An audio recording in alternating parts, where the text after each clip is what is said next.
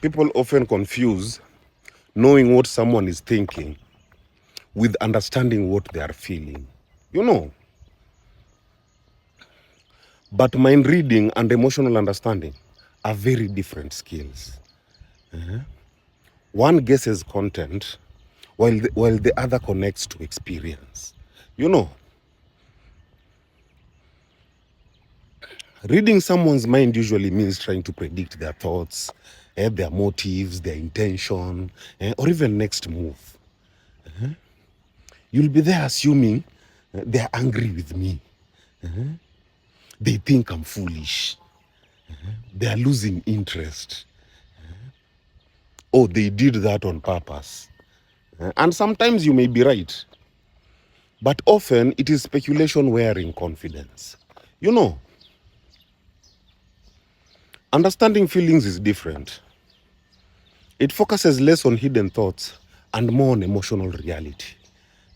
Like hurt, fear, shame, excitement, grief, overwhelm, relief, loneliness.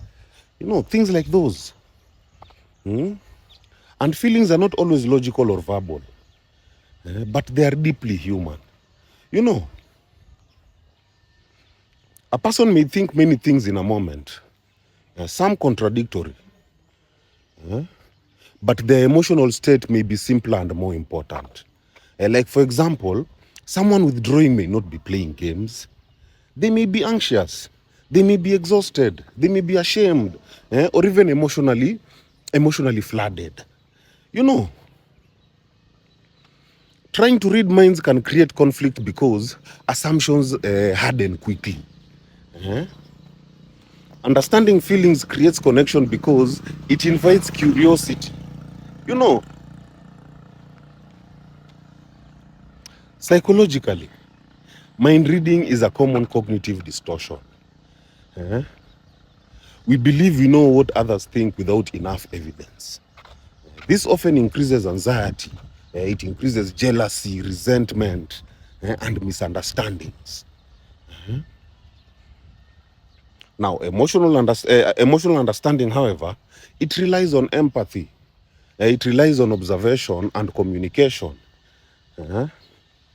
It asks, what might they be experiencing? What signals are present? Have I asked rather than assumed? You know, someone can be brilliant at strategy and terrible at empathy.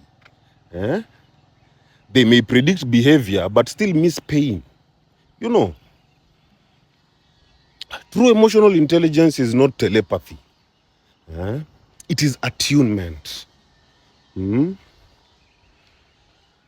Spiritually, thoughts are surface weather, you know, while feelings are often closer to the inner climate.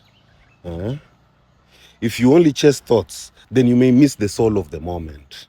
You know, compassion listens beneath words. Understanding another person does not require psychic powers. It requires presence. You know, many of our relationship arguments, they begin with someone saying, I know exactly what you're thinking. Followed by being magnificently wrong.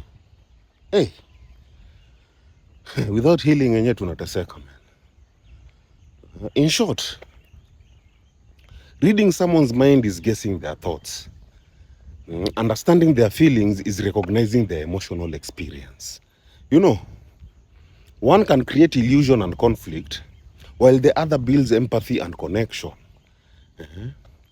So, ask more, assume less, and listen deeper. You know, my people, heal. Heal.